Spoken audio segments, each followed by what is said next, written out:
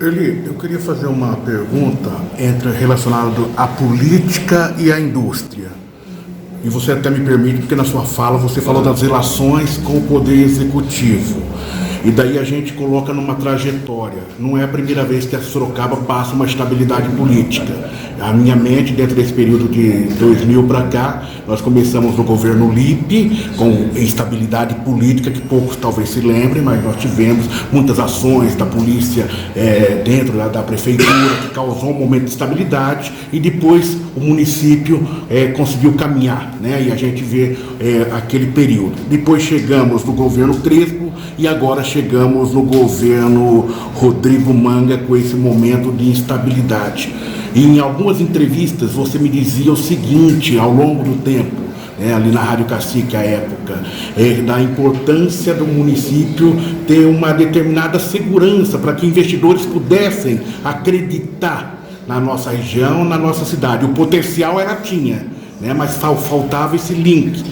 Parece que no momento Sorocaba, há 4 anos aí, Sorocaba viveu esse momento de segurança, e agora nós vivemos um momento de turbulência. Queria que vocês pudessem nos falar qual é o olhar do investidor para Sorocaba a partir de agora, como que a indústria vê esse momento e o que a gente pode projetar para o futuro. Perfeito. Bom, como eu citei na minha fala, todo esse período aí, vamos pegar aí uma época mais recente, aí, o Renato Câmara, Lippe, Panunzio, depois o Crespo. No Crespo também teve essa turbulência, só pegando um caso mais pitoresco. Então saiu o Crespo, entrou Jaqueline, depois saiu Jaqueline, voltou o Crespo, todo aquele impasse. Algumas empresas multinacionais nos procuraram e falou: eu tenho que dar uma resposta para a minha matriz, eu estou com um plano de investimento, e como é que está esse negócio? Fica o prefeito, não fica, está caçado, entra, e estava uma turbulência bastante grande. O relacionamento que a gente tem aí, não político, mas totalmente institucional com o poder público, eu falei, nos dá uma garantia de continuidade. Então nós tínhamos, nós falamos, olha, tem o prefeito, sai o prefeito, tem a vice, a gente tem um relacionamento estreito com a vice. Se sair a vice, tem o presidente da Câmara, que nós também temos um bom relacionamento. Ou seja, as empresas e a própria entidade teve um amadurecimento tal, Oliveira, que independe de alguns problemas, que é o que está ocorrendo agora. Tanto é que ocorreu o problema, nós tivemos feito o convite dessa quarta com o prefeito, na época do Rodrigo Manga, quando ele estava com o prefeito, marcamos a data, foi dia 14, né, quarta-feira, dia 12, marcamos, daí, inclusive eu estava em viagem, semana passada, tinha feito um dia de folga, e daí fora fiquei sabendo, daí entrei em contato, falei com o prefeito Fernando, falei: prefeito, tem um evento no dia 12, e a quarta com o prefeito, no reunião do empresário, eu gostaria imensamente de manter essa agenda. E ele simplesmente se prontificou, mantendo essa agenda. Então, ou seja, saiu um, entrou outro, e o relacionamento nosso e a maturidade do setor empresarial em Sorocaba, tanto é que mesmo com o pequeno tumulto que deu no governo Crespo agora, Sorocaba tem batido o recorde a nível de novos investimentos. Não só investimento de empresa aqui já instalada, que aumentaram ampliações, etc., como novas empresas que vieram para cá. Então, esse amadurecimento, eu acho que independe, claro, se a política tiver sem problema, sem febre nenhuma, melhor ainda, mas não chegou a nos afetar. Agora que o Trump já está revendo a questão tarifária, né, com o Brasil, independente disso, nesse período que entrou em vigência essa guerra tarifária, quanto isso impactou na indústria local? Quais foram os setores mais afetados? Se existe um cálculo estimado de quanto representou de queda nas exportações e a perspectiva agora com o fim dessa guerra tarifária? Bom, aí no contexto geral aí dos 50%, a partir do momento que começou a tarifácia, historicamente, aí, de mês a mês, a gente faz o levantamento da exportação de Sorocaba, falando mais especificamente de Sorocaba, representa aí por volta de 6,5% a 8,5%, oscila de mês para mês a exportação para os Estados Unidos. O nosso grande carro-chefe é a Argentina, é o nosso maior parceiro que nós exportamos lá. É Argentina, depois Chile, Colômbia, depois os Estados Unidos, ele está em terceiro ou quarto lugar. Então 7, 8% é um número significativo. Desses 6 a 7%, aproximadamente 30% foram impactados pelo tarifaço diretamente. As outras não se encaixaram dentro desse contexto. Ou seja, se a gente pegar aí que tem mais em voga aí é café, laranja, carne, etc., que na realidade não tem aqui em Sorocaba. Então, do setor industrial, o impacto aí foi, vamos pegar aí de 30%, de 7%, deu 2% de impacto. Claro que é relevante para aquela empresa particular que ela teve aqui, afeta. Mas então, no contexto geral, tanto é que a nossa balança comercial, a de exportação e a importação, ela teve um crescimento nos últimos 12 meses de 29,7% de crescimento de exportação. Então, acabou, obviamente, aí, tendo também, deu problema nos Estados Unidos, mas, consequentemente, a Argentina também está numa ascensão, ela está numa curva de ramp-up de crescimento, pela até a economia dela, que ela começou a ter uma economia mais pujante, então aumentou a exportação para a Argentina. Então, na média, não deu, mas particularmente algumas empresas, sim, teve um impacto. E agora, estamos esperando aí uma posição aí que não compete a gente, compete o governo federal para minimizar esse problema e acabar com esse tarifaço. Isso é só que setor, por exemplo, peças? Teve o setor de peças, principalmente. O setor de autopeças de Sorocaba, na realidade, ele tem uma relevância, mas grande parte é para o mercado interno e pouca coisa para exportação para os Estados Unidos. Por exemplo, sofreu um impacto razoável a própria empresa, que agora pagou, lamentavelmente, aí pelo ocorrido em Porto Feliz, a Toyota, que 1/3 da fabricação de motores da Toyota era exportado para a matriz da Toyota nos Estados Unidos. Então, obviamente, que isso daqui, mas como era de Toyota para Toyota, eles acabaram se virando lá, pegando de outros países e também não tiveram aquele impacto de parada lá nos Estados Unidos.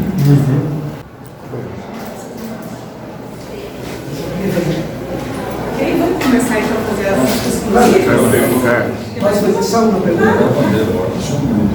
Nesse momento que tá, se fala muito do momento político do Brasil e se fala, enfim, da globalização, mas um dos momentos que está pertinente e o problema maior é a mão de obra especializada, é a questão da IA que está tomando conta. O que a Ciesp pretende fazer nesse sentido, para ter mãos de obras especializadas que possa ter um mercado competitivo, principalmente com o exterior?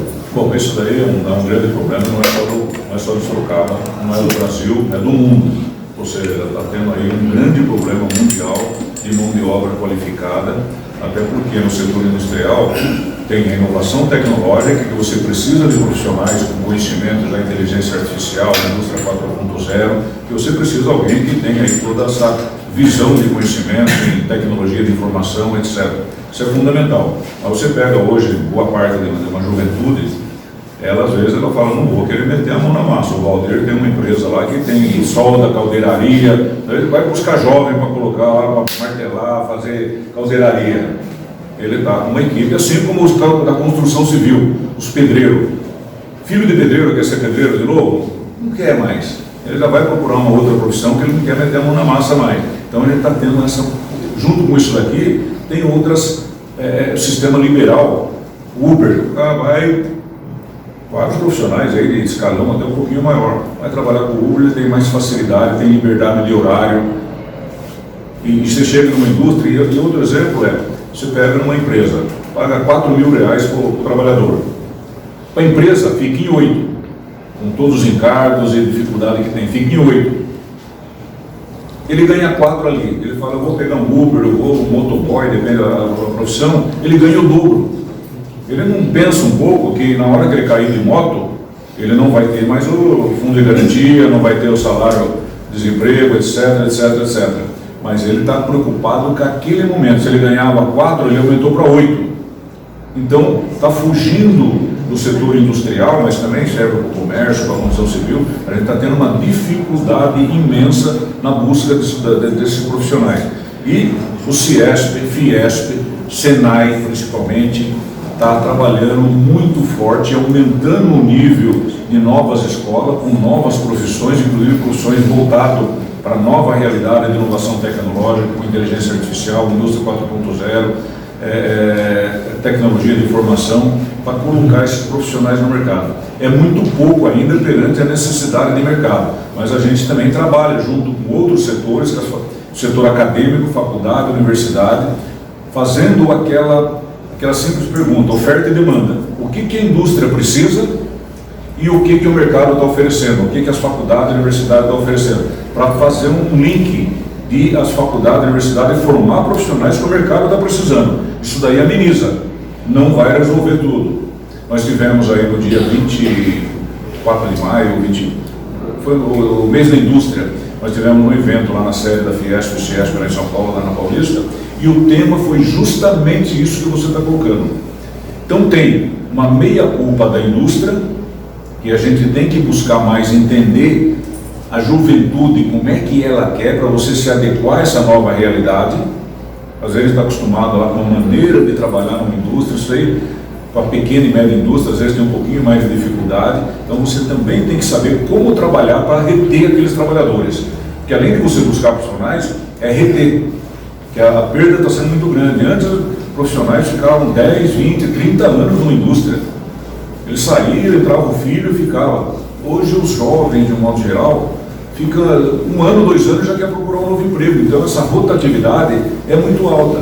Então nós temos que também parar um pouco, não só criticar, falar, olha, está dificuldade, mão de obra, tem que ter uma meia-culpa. Esse trabalho está sendo feito aí fortemente, é um dos temas fundamentais, tanto é que o evento foi um evento começou de manhã, mas foi 4 horas, só voltado para essa parte de qualificação profissional. Então, sua pergunta procede totalmente, estamos trabalhando em cima disso, provavelmente vai minimizar, mas ainda vai ter dificuldade imensa pela frente. Se me permite, só para complementar, essa parte a gente está muito preocupado, mas o Senai, por exemplo, hoje ele criou um mapa do emprego justamente para a gente conseguir fazer isso que o Uri falou, não é só vai sair perguntando para cada um. Não, a gente realmente, ele já tem a ferramenta para fazer o mapa do emprego, quer dizer, quais são as vagas e começar a adaptar os cursos por região. Né? Tem um outro também no site do governo, que é o Trampolim, que vai conseguir, regionalmente, conseguir ligar vagas às pessoas que estão interessadas naquilo. Porque às vezes a dificuldade é exatamente essa, é fazer o link. Né? E agora a gente também está usando a tecnologia para ajudar a isso acontecer. Mas é uma dificuldade realmente muito grande. Que o senhor falasse primeiramente sobre essa nova diretoria que vai assumir agora a partir de janeiro e sobre também o legado que a anterior deixou. Olha, você tocou em 2 pontos super bacanas, né? Primeiro o legado, né? O Erli aqui com a diretoria atual é uma super diretoria, Sorocaba não é só o município de Sorocaba, que por si só já é ultra relevante, mas é a diretoria regional do CIESP com mais número de diretorias na ASA, 49. Essa macro-região de 49 aqui tem um PIB de 100 bilhões de reais, né? 2 milhões de habitantes, então é algo muito importante, né? E o Erli também deixa um legado aqui com sua diretoria, que foi o meu piloto no projeto de desenvolvimento regional, que eu acertei com o governador Tarcísio, que é um projeto apartidário. Foi um desafio que eu coloquei para o governador, se ele toparia, quando ele entrou, fazer um projeto de desenvolvimento do Estado de São Paulo a partir do desenvolvimento das regiões de São Paulo. Na hora que você expande para macro-regiões e depois interliga essas macro-regiões, você tem um plano para o Estado de São Paulo, mas isso não é um plano de governo, tem que ser um projeto de Estado, um plano de 50 anos, cuja governança e a metodologia nós oferecemos e nós vamos fazer junto com a sociedade, mas que eu não quero nem que apareça o logo do CIESP. Esse é um projeto para a sociedade e a governança será feita pela sociedade, porque a sociedade permanece, os governos do CIESP passam, né? Então, topou e o piloto foi aqui, foi super bem sucedido e agora nós vamos lançar para o Estado de São Paulo todo. Eu chamei o Erli para a chapa estadual agora, será um dos 3 vice-presidentes numerados, só tem 3, né? E os 3 são de 3 regiões importantes, Sorocaba, Jundiaí e Campinas. Então mostra a representatividade também. E o Erli vai ser o responsável, entre outras, por implementar no estado de São Paulo inteiro, integrar e fazer esse projeto aqui conosco. Então, muito legal. E agora uma nova diretoria aqui, pilotada pelo Rodrigo, que eu sou fã dele. Ele veio do NJE, do Núcleo de Jovens Empreendedores, o que mostra que a função do NJE, que é especialmente formar novas lideranças, está funcionando. Aliás, dessa chapa estadual minha, muitos vieram do NJE. Os 3 vice-presidentes meus, os 3 vieram do NJE. Então, isso é uma grata satisfação. Nós fizemos o planejamento estratégico do CIESP agora para a próxima década, e eu pedi que o NJE pilotasse e implementasse esse plano, porque nada mais justo, porque é algo que vai ficar para eles e não para nós, né? Então, nós vamos fazer 100 anos do CIESP em 2028, estamos à beira aí de 2 anos de completar, 3 anos de completar 100 anos, e aí nós vamos projetar o CIESP para os próximos 100 anos. Cervoni, ontem nós tivemos a reunião do chanceler brasileiro com o de Estado americano, falando sobre a questão referente às tarifas. Ao sair da reunião, o chanceler brasileiro não deixou muitas pistas, né? Mostrou uma determinada segurança na sua fala. Posterior, Marco Rubio já sinalizou numa postagem que as coisas poderiam avançar. Como você está vendo esse momento agora do Brasil em relação ao tarifário? Eu estou vendo com otimismo. Eu estive 45 dias atrás em Washington, junto com o presidente Albano da CNI. Fizemos uma missão específica para isso. Naquele momento o clima era o pior possível, nem do lado do governo americano, nem do lado do governo americano, brasileiro, nem americano. A vontade era mínima de se conversar. Pelo contrário, é só farpa para todo lado, que também não ajuda nas negociações. Então nós fomos lá, eu tive pessoalmente no Departamento de Comércio, no Departamento de Estado, no USTR, no US Chamber, no US Commerce, estive lá na Câmara e no Senado, falei com grandes lideranças americanas e dizendo isso. Falei assim, nós temos que chegar ao Brasil no médio e longo prazo, não só no curto prazo. Isso não interessa para ninguém. E demonstrei para ele, através de associados do CIESP, que também temos multinacionais com a sede nos Estados Unidos, que quem estaria sendo mais prejudicado era justamente o americano. Eu tinha uma das nossas associadas, aqui do interior de São Paulo, foi lá e disse o seguinte, olha, 90% do lucro líquido da matriz aqui americana veio do Brasil, da filial do Brasil. Então, sem isso, nós vamos fechar no negativo aqui. E algo que não faz sentido. Pela regra que os Estados Unidos mesmo impôs, o Brasil nem 10% teria. Então, aquilo não era técnico, era político, nós todos sabemos, não faz sentido e os países não merecem isso. Eu acho que agora, então nós criamos uma ponte de diálogo, fizemos propostas, mostramos o tamanho da encrenca, percebi que os americanos, por incrível que pareça, eles têm FBI, eles têm CIA, mas não estavam tão bem informados. As informações que estavam chegando para eles eram distorcidas, né? Sobre o Brasil, inclusive.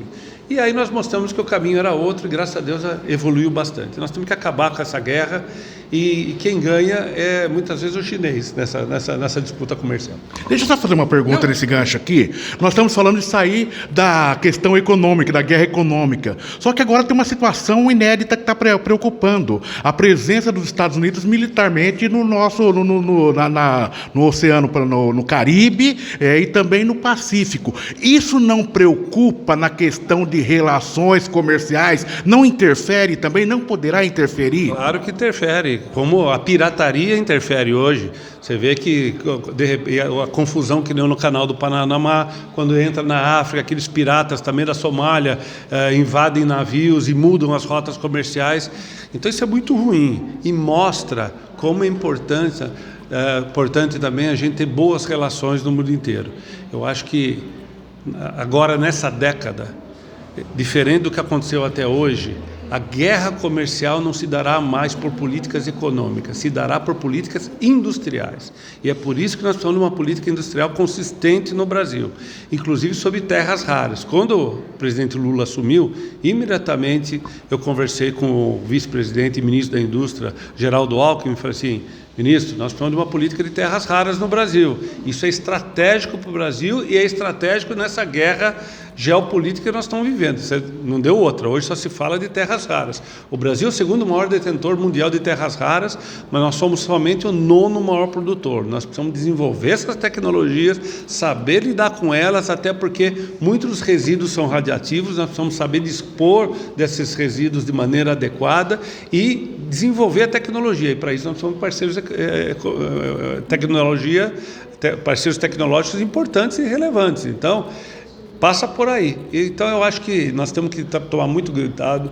O Brasil é um dos poucos países do mundo que ainda detém o know-how de quase todos os elos das cadeias produtivas. Nós não podemos perder isso. Os Estados Unidos abandonou a industrialização há muito tempo atrás, mas com uma renda per capita média de acima de 15 mil dólares, chegando em 25 mil dólares, e nós estamos abrindo muito antes. Isso não resolve. Olha aqui Sorocaba.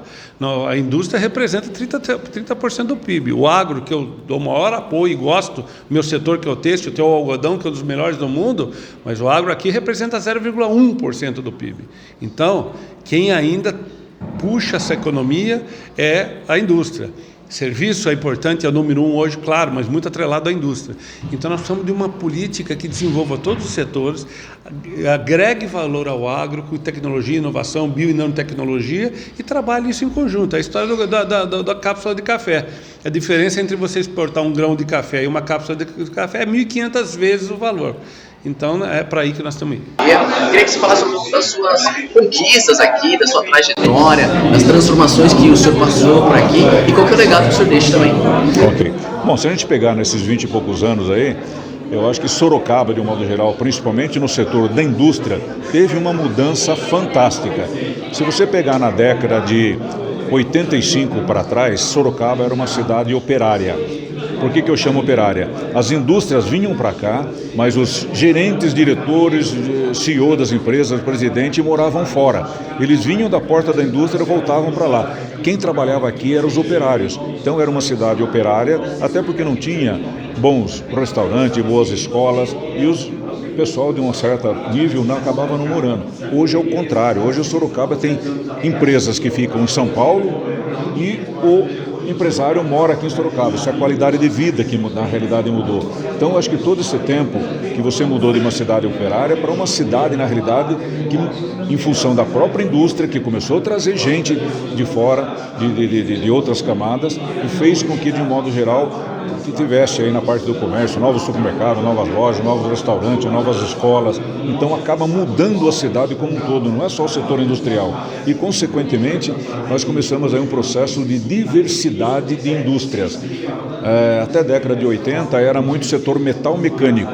Depois nós começamos a trazer indústria no setor de tecnologia, setor, uma ABB, por exemplo, de alta tecnologia, uma Flex, que é do setor de eletroeletrônica, setor de energias renováveis, mais ultimamente com a Toyota vindo aí, trazendo todo o setor automotivo e toda a cadeia de fornecimento automotivo. Então, com isso daqui, dá uma diversificação muito grande. Eu até estava comentando agora há pouco com você aqui, tem cidade, por exemplo, nada contra, uma cidade calçadista, por exemplo, que faz calçados. Tem hora que dá um mercado inunda de produto da China e a cidade inteira que vive só de um tipo de produto acaba sendo penalizada com desemprego, assim como ocorreu em Sorocaba quando ela era do setor têxtil. Era conhecido como Manchester Paulista e era fortemente ligado somente ao setor têxtil. Conclusão, o setor têxtil afundou, a cidade balançou naquela época. Daí que teve, a partir da década de 70, 65 praticamente, começou uma nova reindustrialização de Sorocaba, que começou aí com a vinda da Metso, que hoje chama Metso, mas era Faço, Schaeffler, e daí depois para frente a gente começou com essa diversificação. Se um mercado não vai bem, o outro vai bem. Então não sofre impacto. E não sofrendo impacto no desemprego, o poder público também não sofre impacto, porque a partir do momento que tem desemprego, a indústria deixa de aportar impostos, deixa menos dinheiro para a saúde, para a educação, para o poder público de um modo geral. Então mexe com a cidade como um todo. Então eu acho que toda essa política, esse trabalho, isso daqui não é um trabalho, pelo amor de Deus, não é só do Ciesp.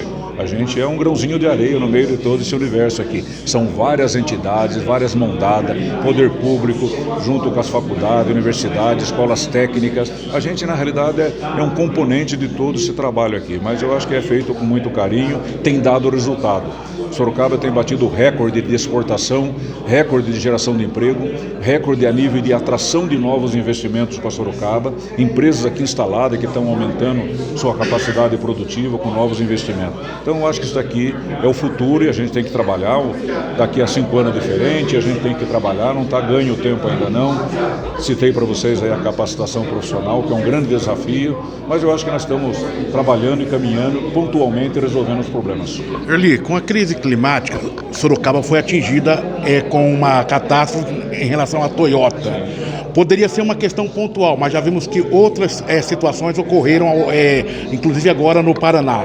Você estando em São Paulo, na diretoria de São Paulo, como pretende visualizar essa questão em termos de ações que a indústria possa tomar para se precaver desse cenário? Bom, eu até na minha conversa anterior aqui, a gente falou muito forte aqui, dei exemplo de Cubatão, o que o setor industrial na realidade era há 50 anos atrás e o que é hoje a nível de responsabilidade social, climática, meio ambiente. Então, a mentalidade hoje do empresário, da indústria de um modo geral, mudou muito ao longo desses tempos, ou seja, cuidar do meio ambiente. Agora, a parte climática, Oliveira, é o tipo da coisa.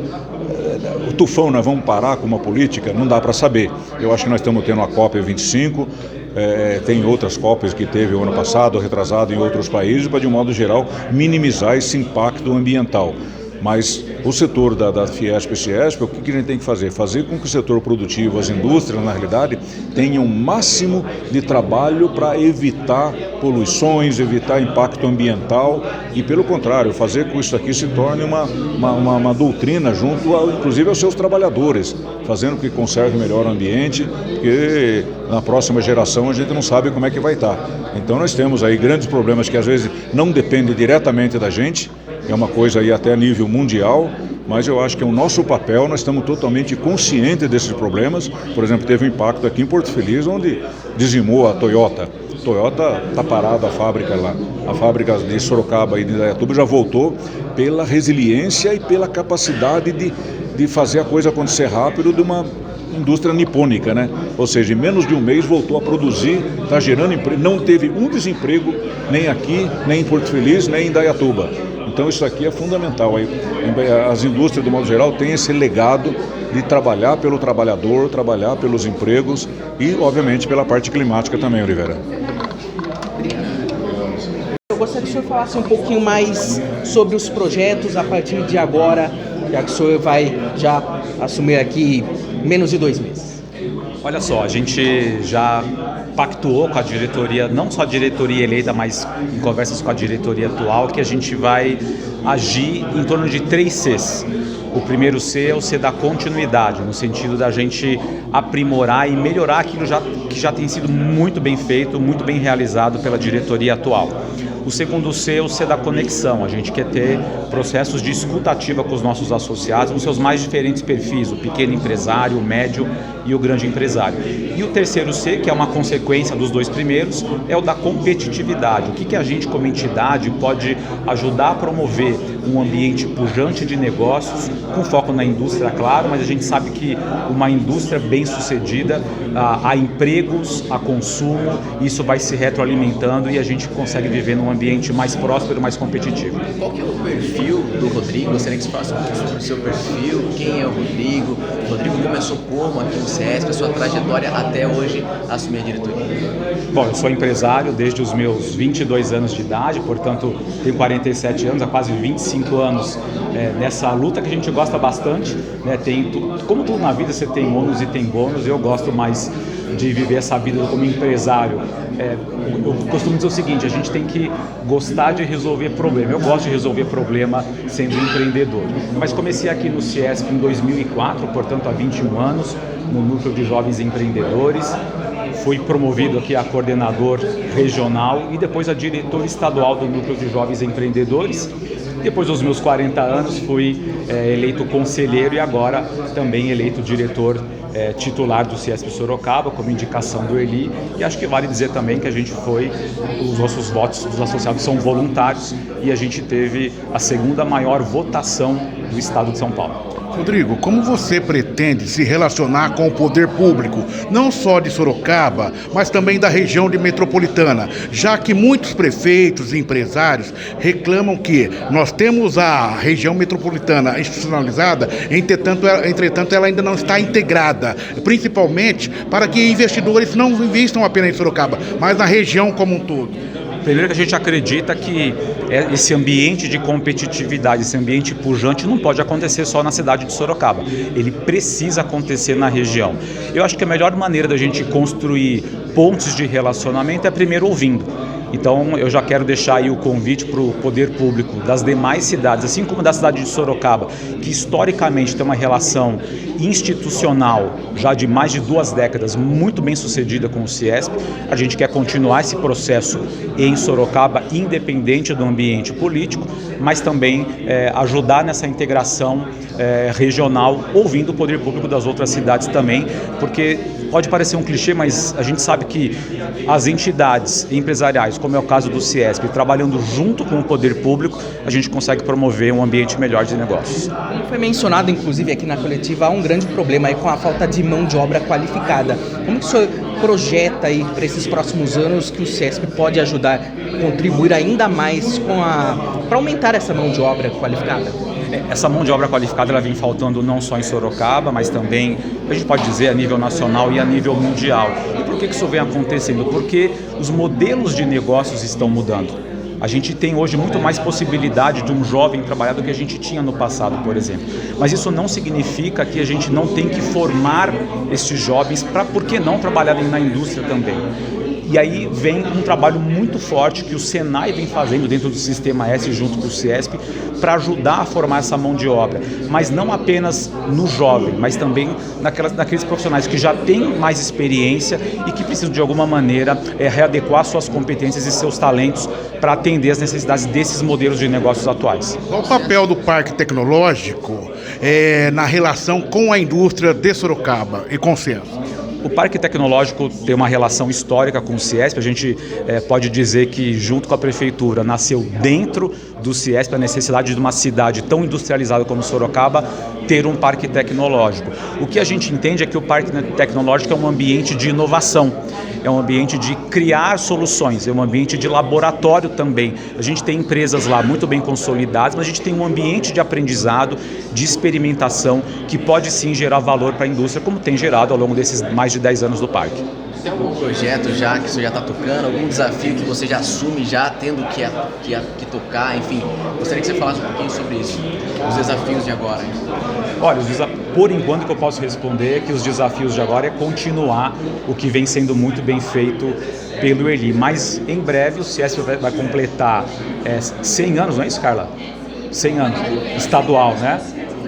Então a gente vai ter um momento aí que a gente quer fazer uma série de ações muito relevantes, não para a entidade em si, mas para o associado e para o mercado. Mas o objetivo principal nesse momento é continuar e aprimorar o que vem sendo muito bem feito.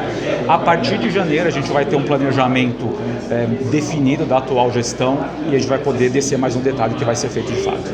Quantos empregos a indústria gerou em Sorocaba esse ano e a perspectiva para 2026? Eu não tenho esse número de cabeça, mas o que a gente sabe é que os números de Sorocaba, a despeito do que vem acontecendo em outras regiões, são números muito positivos, o que mostra a maturidade do nosso mercado. Sorocaba é uma cidade com um nível de industrialização muito robusto e as novas indústrias, as novas empresas não param de chegar na cidade, mesmo com um ambiente instável, não só local, mas também a nível nacional. O que a gente tem como expectativa para o ano que vem, a gente sabe que vai ser um ano desafiador, mas é um ano em que a gente, como empresário, como entidade, precisa planejar e usar a criatividade para lidar com tudo isso que a gente vem enfrentando, para que a gente, de fato, possa gerar cada vez mais empregos. A indústria automobilística, em 2012, foi a grande novidade para a nossa região. Com o passar dos tempos, muda esse foco, já estamos vendo, inclusive, falar de indústria farmacêutica chegando na cidade. Como que o Ciesp está vendo esse comportamento, esse movimento da indústria? Eu acho que a gente, como entidade, tem que entender quais são os movimentos que o mercado está fazendo. Se a gente for analisar a história do Sorocaba, a nossa vocação era de indústria têxtil. De lá para a gente já teve uma grande vocação da indústria de energia eólica, mas o setor metal mecânico sempre foi o setor mais relevante dentro da nossa cidade. A gente acredita que isso vai continuar a acontecer, mas ao mesmo tempo a gente fica muito animado e muito entusiasmado para que outros setores também possam chegar na cidade e esses outros setores vão sempre contar com o apoio do Ciesp. Junto a outras instituições como a Associação Comercial, Sinuscom, ou seja, todas as entidades de um modo geral, que a gente tem um relacionamento muito estreito, junto com o poder público, mas sempre vocês dando o microfone para a gente comentar alguma coisa. Teve épocas que a gente falava em desemprego, na época de uma pandemia, no momento de 2017, 2016, mas tivemos momentos fantásticos, que a gente sempre falando em geração de emprego, aumento de exportação, novos investimentos para Sorocaba e região, que agora a gente não fala só de Sorocaba, é uma região metropolitana, né, na realidade, que está pujante, está crescendo. A gente também vai ter uma pauta sobre esse trabalho de desenvolvimento regional, que é uma das pautas que a gente vai trabalhar muito forte a partir do ano que vem. E eu acho que nada disso daí, na realidade, acaba tendo aí um poder efetivo se não tiver uma imprensa do nosso lado aí noticiando. Se for para criticar também, critica, não tem problema nenhum, mas eu acho que a gente teve aí, graças a Deus, aí todo esse tempo aí, bons momentos, não só da diretoria do CIESP, mas representando o setor industrial. Então, é um respeito muito grande que a gente tem para vocês. O pessoal daqui já é de Sorocaba, já é da casa, já conhece, mas sempre a gente tem conversado bastante aí sobre a condução que tem que se ter perante uma entidade tão representativa que é o Centro das Indústrias do Estado de São Paulo. E eu estou terminando um ciclo meu aqui já entre conselheiro, vice-diretor e diretor aqui, de 23 anos, 24 anos.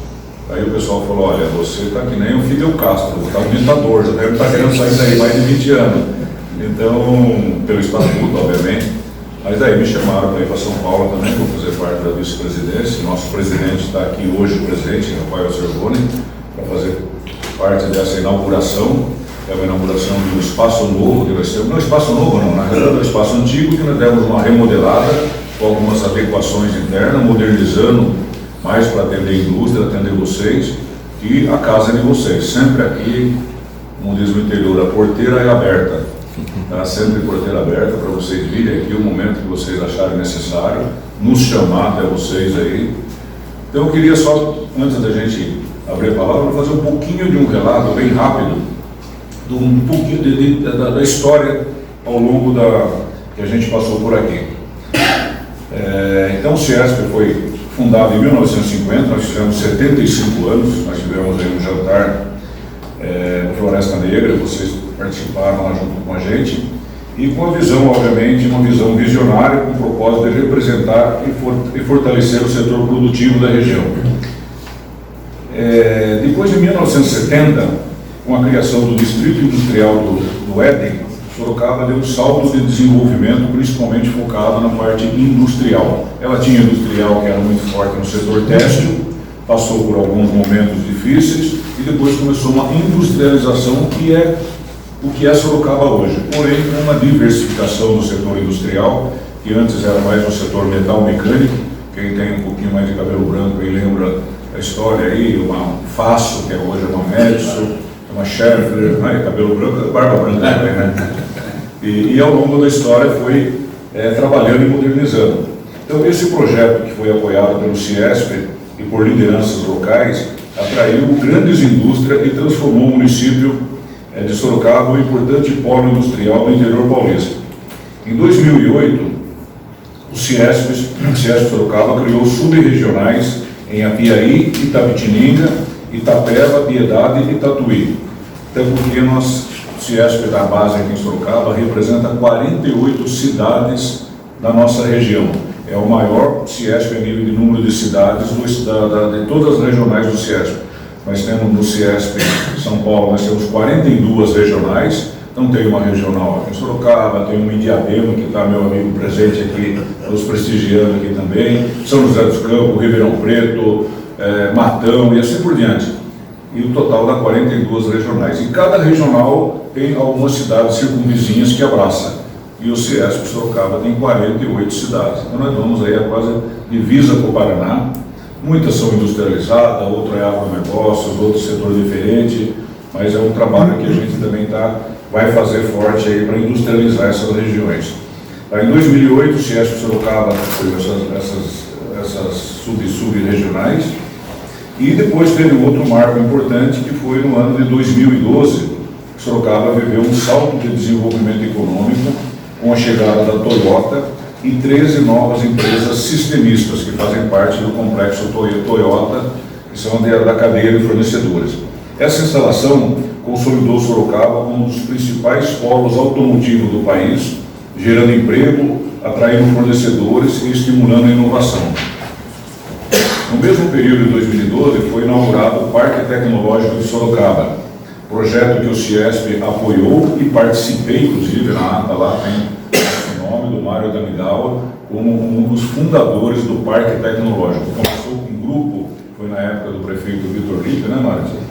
E o CIESP, na realidade, ajudou a encabeçar esse conceito do Parque Tecnológico de Sorocaba, em 2012. Então, foi uma marca bastante importante, a vinda do Toyota e o Parque Tecnológico. Foi um divisor de águas aqui em Sorocaba.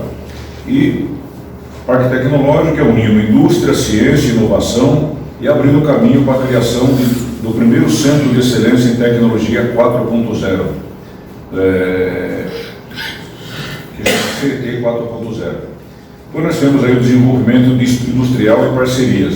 Em 2001, eu iniciei a minha trajetória aqui no CIESP, no conselho, vice-diretor. Na época, o diretor aqui era o Daniel Leite. Depois de 2 mandatos do Daniel Leite, entrou o Toninho Belder, ele ficou um tempo, depois acabou saindo, daí eu já assumi e depois fiquei mais duas legislaturas aqui de 4 anos. Então foram anos de intensa mobilização, com rodadas de negócios, que é um dos lemas muito fortes que o CIESP a nível estadual tem. Vocês obviamente participaram de várias delas. Rodada de negócio, gira negócios entre as empresas. É fantástico a gente ter uma representatividade, uma interlocução junto com o Poder Executivo, Legislativo, junto com as indústrias, mas o empresário ele fala, olha, eu quero dinheiro, quero ver o que gira meu negócio. Então foi criada essa rodada de negócios, onde o modelo são empresas âncoras. Então, por exemplo, aqui em Sorocaba a gente convida empresas âncoras, tipo ZF, Schaeffler, Toyota, algumas âncoras vêm de fora, e depois os pequenos e médios que querem vender o seu produto. Então sempre o comprador e vendedor trocam cartões, folhetos e já começam o início de uma negociação. Isso daí tem um efeito fantástico de novos negócios entre os empresários. E também temos aí um trabalho muito forte a nível de formação profissional e uma aproximação grande com as universidades e escolas técnicas.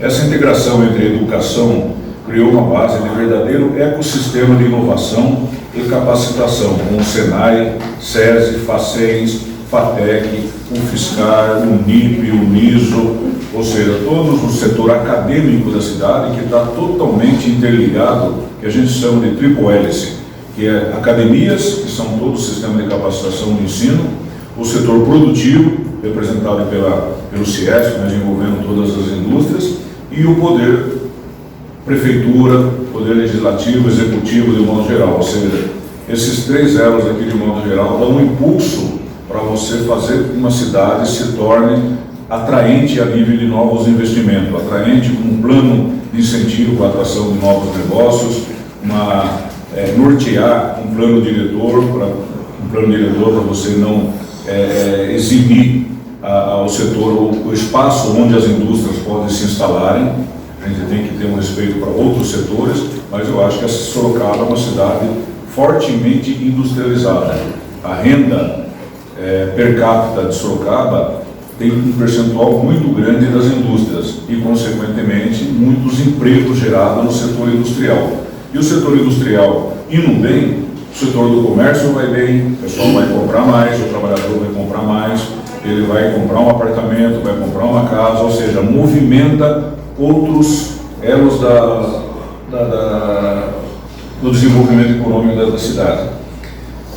Também fizemos uma aproximação com outras entidades de classe, como a Associação Comercial, o CREA, Associação dos Engenheiros, SECONSE, Sinduscom, Secov, entre outras. Esse relacionamento é um modelo fantástico que nós temos aqui de dar as mãos junto às outras entidades, que poucas cidades têm esse tipo de relacionamento. E relacionamento principalmente com o Poder Executivo, independente de quem está no Poder Executivo. Nós tivemos vários e vários prefeitos que passaram aqui e o CIESP sempre de portas abertas. Não sou contra de maneira alguma ser filiado, mas eu particularmente não sou filiado a nenhum partido, justamente para ter um pouquinho de liberdade de ações aí com quem quer que seja, a gente tem aí porta aberta para fazer com que inclusive nós tivemos na quarta-feira agora, a nossa quarta com o prefeito. Isso aqui foi a terceira edição, nós fizemos aí já a primeira edição. O modelo desse aqui vem o prefeito, todos os secretários, e daí é feita uma filinha aí de modo geral, aí, com agenda adequada, os empresários de todos os setores, não é só do setor industrial, nós abrimos o setor da construção civil, comércio. Ele tem um projeto parado na Secretaria de Obras, ou na Secretaria de Planejamento, ou na Secretaria de Meio Ambiente. E às vezes é um pouco pequeno empresário, até para ele chegar na secretária do secretário, marcar uma agenda para ver como é que está o processo dele, isso é burocrático, isso não é coisa particularidade de Sorocaba, em todos os lugares. Então daí eu falei, prefeito, vamos fazer um modelo onde vocês vão lá e vão despachar no CIESP com todos os seus secretários. Na época eu falei, pega uns 4 ou 5 secretários, que é o que tem mais ligação com as indústrias. Daí ele acabou trazendo todos os secretários na época. Então o secretário chega com o terminal dele, o empresário senta na frente, baseado numa agenda, e fala, olha, eu estou com um processo parado de alvará, de construção, etc. O pessoal já entrava ali e já resolvia o problema. Nós tivemos 96,7% de resolução dos problemas no primeiro evento. Depois nós tivemos segunda e quarta-feira agora, já com o prefeito Fernando, já impulsado, nós fizemos uma reunião aí, de novo, foi um sucesso absoluto, ou seja, que ia ser um facilitador, desburocratizar a vida do empresário, não só do pequeno, médio e grande. A Toyota estava aqui também, participou, sentou junto com a gente lá com algumas pautas, e uma pequena empresa, uma microempresa também, com as dores que eles têm no dia a dia, sentaram lá para resolver. Então eu acho que esse é um papel fundamental de nós como entidade, de ser esse interlocutor e facilitador do setor produtivo, das indústrias, junto com o poder público. Em 2017, já como diretor titular aqui, enfrentamos o desafio de recuperar a indústria após um período de retração em 2016, com demissões e queda de emprego. Então 2016 foi aquela época lá que teve a queda da Dilma, o impeachment, etc., e já começou um, 2 anos antes, uma queda violenta de produção. A indústria sofreu bastante, com isso aqui gerou desemprego. Então o CIESP, de novo, participou ativamente desse momento difícil para minimizar os impactos que nós tivemos. Mesmo diante desse cenário, conseguimos fortalecer as empresas locais e preparar o terreno para uma retomada sólida. Pandemia. Durante a pandemia da Covid-19, o CIESP e suas associadas mostraram sua força e solidariedade. Junto com o SENAI, que faz parte do sistema Fiesp e CIESP, nós fizemos aí produção de máscaras pelo SENAI, produção de álcool gel, foi um dos primeiros do Brasil que nós fizemos aí com 114 páginas, se não me falha a memória, um histórico de como você proceder, desde a parte de higiene pessoal, toda aquela história lá, lavar as mãos, higiene, isso para dentro da indústria minimizar o impacto da Covid.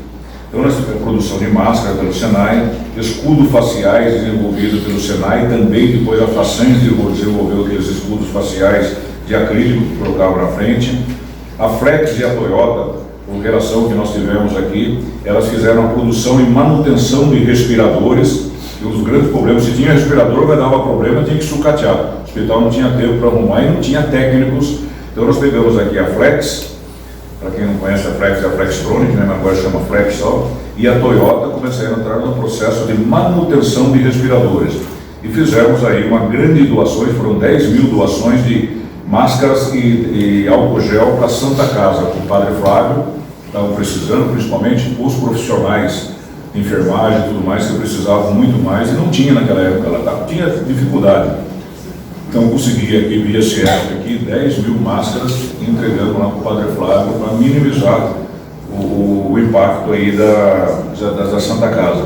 A indústria se uniu a indústria se uniu pela vida e provou que desenvolvimento e responsabilidade social caminham juntos.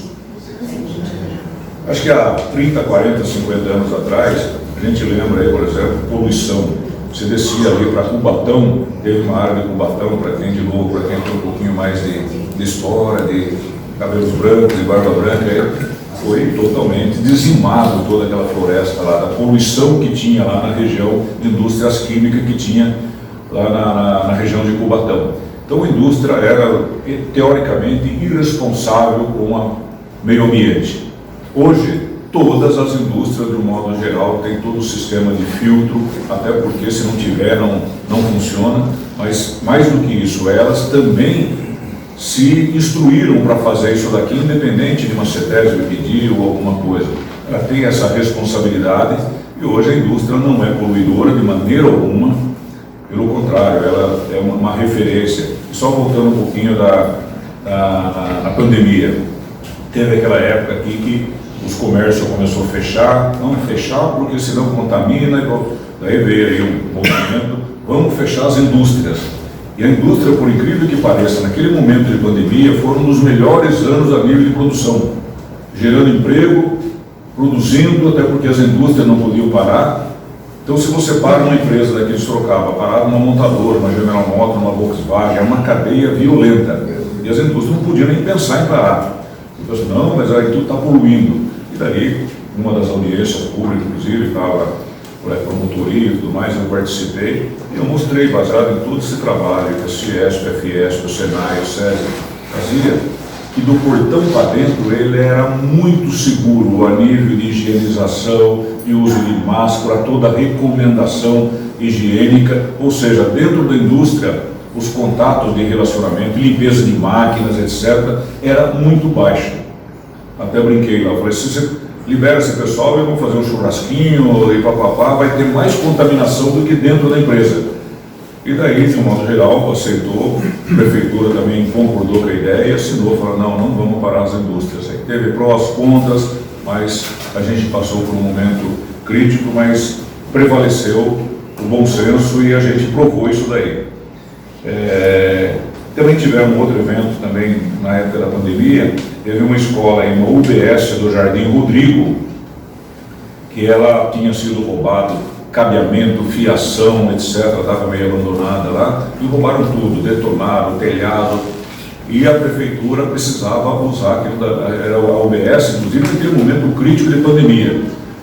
Eu entrei em contato com algumas empresas, e o grupo Schaeffler, na época, inclusive, o Zamanella, que era o presidente da Schaeffler, ele estava na Alemanha, quando eu entrei em contato com ele, mas ele aproveitou a Alemanha, já conversou com o presidente mundial, e ele falou, vamos adotar essa escola. A previsão era 230 mil reais para fazer uma reforma completa. E daí ele falou, não, só que nós vamos bancar e nós vamos fazer acontecer. Em vez de dar o dinheiro para a prefeitura, que pode demorar, tem que ter uma licitação, ele falou, nós vamos colocar o pessoal para construir. Em menos de 2 meses e meio, a meta era 3 meses, 2 meses e meio, fizemos uma reforma completa da UBS Jardim Rodrigo, foi gasto 445 mil reais, a Schaeffler bancou, acima daquilo que estava prevendo, entregou e fui na inauguração lá, perfeito, e naquele dia mesmo lotado de gente lá participando já minimizando o impacto da pandemia. Então isso daqui a gente chama aí de, na época lá eu coloquei aqui com o apoio da indústria solidária do Ciesp. Consolidação e reconhecimento regional. Em 2022, sob a presidência do nosso presidente Rafael Cervoni, que logo mais vai estar aqui com a gente, fui reeleito como diretor titular aqui do Ciesp Sorocaba. Tivemos grandes eventos, 60 anos da Escola Senai, jornada de transformação digital, apoiando as pequenas empresas na digitalização do processo. Ou seja, hoje, você pega aí uma multinacional, ela está numa tecnologia de ponta, ela está numa indústria 4.0, ela está avançando na inteligência artificial. Mas quando se pega a pequena, média empresa, por N motivos, dificuldade de financiamento, ou seja, o pequeno empresário apanha demais. Então tem toda uma dificuldade. Então foi feita uma jornada de transformação digital para aumentar o conhecimento de tecnologia dentro dessas micro pequenas empresas. Então o trabalho que nós fizemos aqui, junto com o Senai vai pegar na mão do pequeno empresário, faz um diagnóstico para verificar que nível de maturidade aquela empresa está, e a partir daí começa a ser toda uma tratativa junto com os técnicos do Senai para fazer com que essas empresas avancem na inovação tecnológica, na digitalização. Esse mês, logo na sequência, tivemos aí 10 anos do Parque Tecnológico, aniversário de 10 anos do Parque Tecnológico, e tivemos uma reunião também grande com o nosso presidente e o governador Tarcísio, na sede em São Paulo, com mais de 550 lideranças presentes, e onde a gente começou um trabalho muito forte de desenvolvimento regional. Então, isso daqui, na realidade, é um plano de governo do Tarcísio, de fazer com que os 565 municípios, me ajuda se estiver errado aí, São Paulo é 565 municípios, tenham também uma possibilidade de desenvolvimento, não só industrial, mas desenvolvimento econômico. Hoje nós temos aqui, vamos pensar só na nossa região metropolitana, Sorocaba está com quase 800 mil habitantes, está pujante, está desenvolvendo, mas nós temos algumas cidades de médio e pequeno porte que patina, não sai do lugar. Agora, será que é bom Sorocaba ter 1 milhão, 1,5 milhão, 2 milhões de habitantes? Junto com o desenvolvimento vem problema social. Vem uma Cracolândia, vem problema habitacional, problema de moradia, ou seja, tem todo um problema. Então, fazer com que, e a qualidade de vida, de modo geral. Então, a gente tem que fazer um trabalho para fazer com que essas pequenas e médias cidades também levem um conceito de desenvolvimento, fazer com que ela também tenha um plano de incentivo adequado, tenha uma visão estratégica de como preparar a cidade para atrair novas empresas. E sempre eu cito aqui, o Gilmar é uma referência dessa aqui, na época ele era secretário de Desenvolvimento Econômico, quando a Toyota veio para cá. A Toyota fez uma análise de 100 cidades no Brasil para se instalar. Dessas 100 cidades, há 645 municípios. Quase que acertei. Não, falei 545. São 645 municípios do estado de São Paulo. É rápido. E nessa época, a Toyota pegou 100 cidades no Brasil, onde eu quero instalar a minha fábrica. No estado de São Paulo, Pará, Rio de Janeiro, Rio Grande do Sul, Paraná, de 100 caiu para 50, para 30, para 20, para 5, e escolheu Sorocaba. Por quê?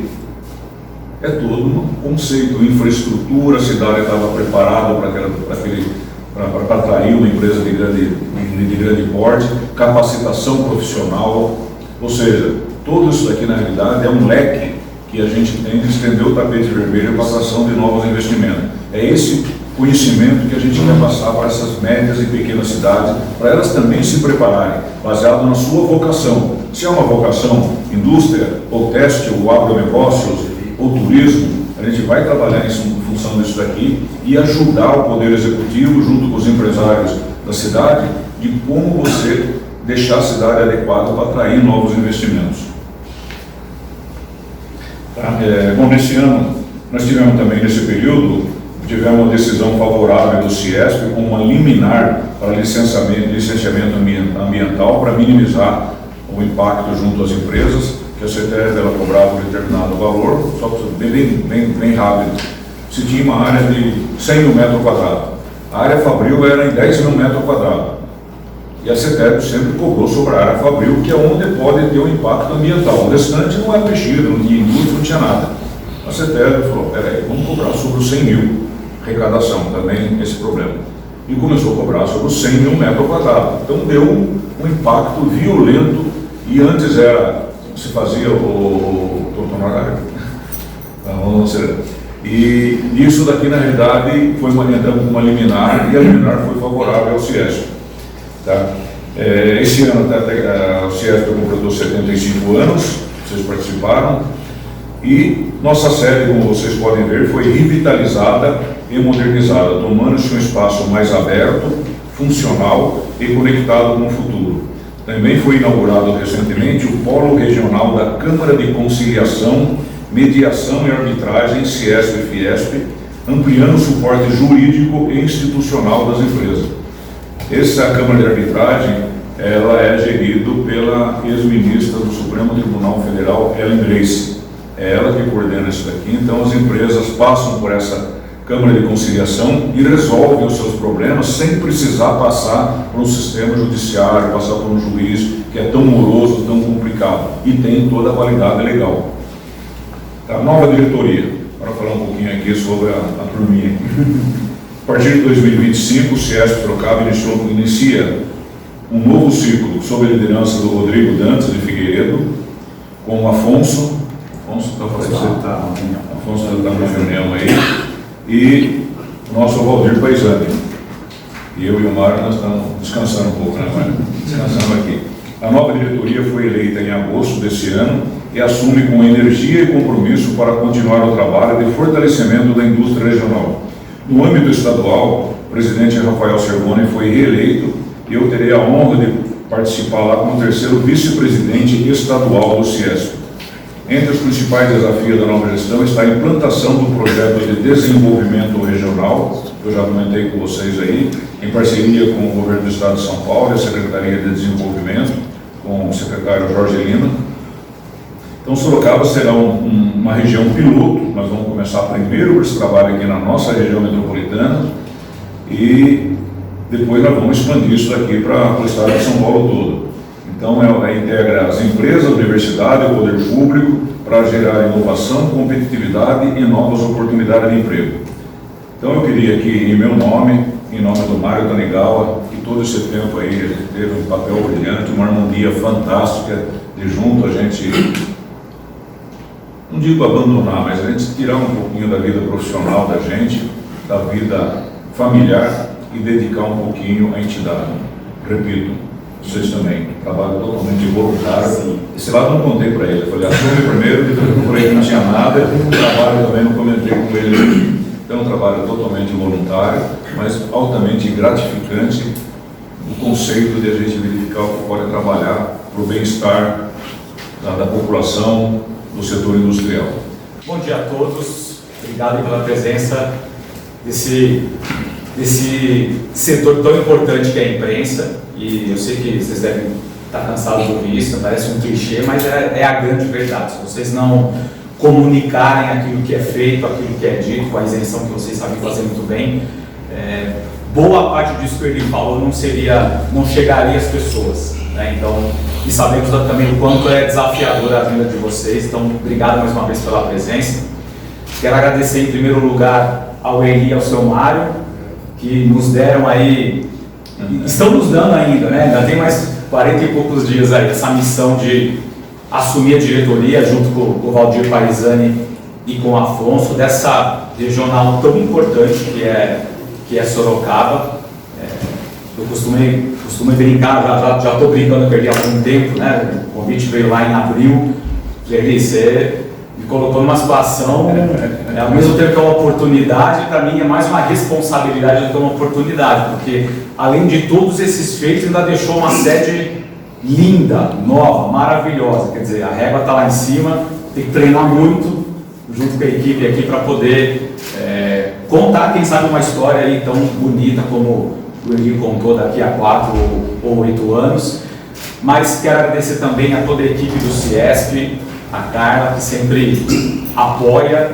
Acho que o trabalho da diretoria, o Afonso Teixeira está chegando aí, nosso primeiro vice-diretor. O Valdir Paisani é o segundo vice, mas voltando ao agradecimento, agradecer a equipe do Ciesp pelo nosso trabalho como diretoria. Ele é muito facilitado, ainda que bastante demandado, por essa equipe que trabalha há muito tempo aqui. Para quem não me conhece, eu sou o Rodrigo Figueiredo, sou empresário desde os 22 anos de idade. Sou paulistano de nascença, mas estou aqui em Sorocaba há quase 30 anos, mais de 30 anos na verdade. E me lembro que logo que eu resolvi empreender com os meus 22 anos, lá em 2001, tenho 47 anos, eu comecei a procurar onde que eu poderia me relacionar bem. Sorocaba eu vivi um outro momento, acho que muitos de vocês, se não todos, são daqui, e cheguei no Ciesp, com 22 anos de idade.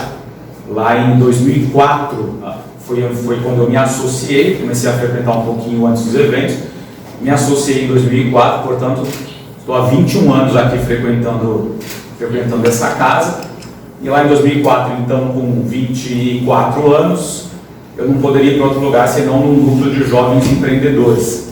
E comecei a trajetória aqui em Sorocaba, primeiro participando desse núcleo, depois fui convidado a ser coordenador adjunto na gestão do Arnaldo Scapol, que foi um coordenador brilhante aqui para o nosso núcleo.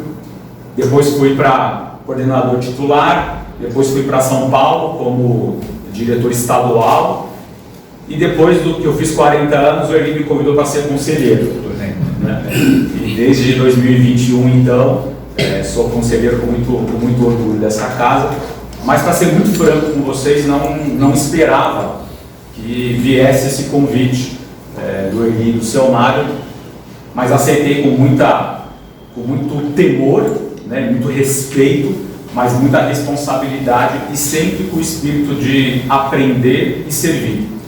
Eu acho que a gente nunca, como líder, seja de qualquer organização, de uma empresa, ou líder até mesmo familiar, a gente não pode perder a capacidade de aprender.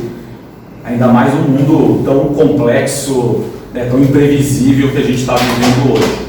E acredito que uma das maneiras principais que a gente pode contribuir é ouvindo aquilo que a gente como CIESP pode fazer, aquilo que está ao nosso alcance de ser feito, aquilo que o nosso associado, e é importante dizer que a gente não está colocando todos os perfis de associados num grande balde, pelo contrário, e aí já até adiantando um pouquinho aqui do trabalho que a gente está planejando fazer, a gente quer ter algumas sessões de escuta ativa com determinados grupos de associados, porque a necessidade da grande indústria não necessariamente é igual à necessidade da pequena e da média indústria, da pequena e da média empresa, são desafios diferentes, são competências diferentes, então a gente quer partir para isso também. Acho que complementando um pouquinho mais aqui, o Erli, eu vou falar dele porque me sinto muito à vontade para isso, é muito bem representado, muito bem reconhecido em São Paulo, não por acaso está assumindo esse desafio lá como vice-presidente do Rafael Cervoni, e quero aprender muito com você, já tenho aprendido ao longo desses anos, mas temos caminhado mais perto nos últimos 6 meses para cá, e quero manter meu coração humilde para poder continuar a servir agora na diretoria titular, mas nunca, por favor, não deixe de ser meu conselheiro aqui, ainda que informal, né? Mas é importante a gente entender que eu comecei muito nada mesmo, e vou rapidamente falar isso aqui, comecei no fundo da casa da minha sogra e sei o quanto o CIESP agregou para o meu negócio, né? E quanto o CIESP agrega para a sociedade. Por quê? Por uma razão muito simples. Quando a indústria vai bem, os empregos são gerados, o consumo é gerado, isso se retroalimenta, e acho que a maneira mais digna de mudar um país, e eu digo isso como uma pessoa que não teve nem condição de pagar a sua própria faculdade, como uma tia minha que pagou minha própria faculdade, a educação de verdade ela transforma uma sociedade, uma família, a formação transforma, a oportunidade transforma.